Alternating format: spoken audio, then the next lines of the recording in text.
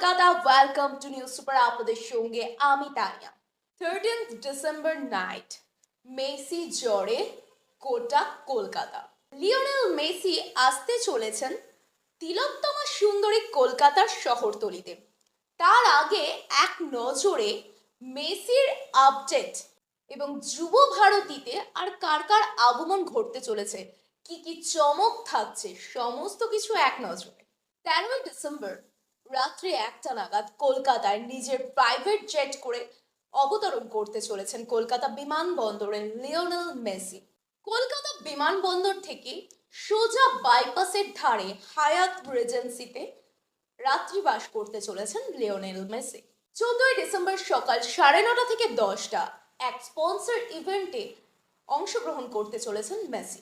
সকাল 10:50 সল্টলেক যুবভারতী স্টেডিয়ামে 1 ঘন্টা 15 মিনিটের প্রোগ্রাম থাকছেন মেসি, যেখানে মেসিকে ওয়েলকাম ট্রিবিউট মিউজিকের পাশাপাশি Mohun Bagan Messi all star versus diamond Harbour Messi all star খেলা থাকতে চলেছে। খেলার শেষ মুহূর্ত দুই টিমের সঙ্গে মিট অ্যান্ড গ্রিট করবেন লিওনেল মেসি।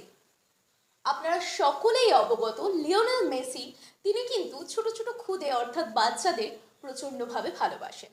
প্রায় 20টি ছোট খুদেদের সঙ্গে master class with Messi programme হতে চলেছে এবং এখানে শুধু মেসি নিজে অংশগ্রহণ করবেন না, মেসির সাথে থাকছেন লুইস সুয়ারেস এবং রড্রিগো ডি পল।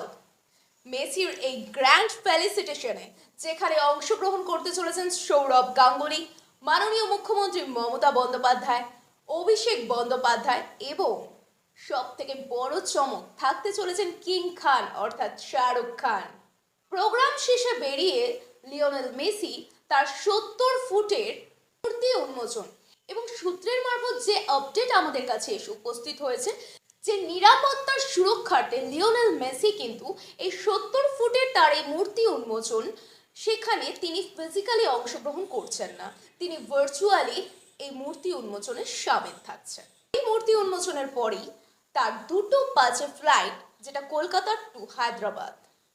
লিওনেল মেসি সহ অন্যান্য যে চাঁদের হাট সমস্ত কলকাতা জুড়ে যুব ভারতী স্টেডিয়ামে যেটি হতে চলেছে, সে সমস্ত কিছু নিরাপত্তা বলয়, নিরাপত্তা বেষ্টনীকে মাথায় রেখে প্রশাসনের অন্যতম আধিকারিক দবং officer learned IPS Kolkata police commissioner Manoj Kumar Verma তিনি গোটা বিষয়টি সরজমিনে নজরদারি চালাচ্ছেন গোটা কলকাতা পুলিশ টিম।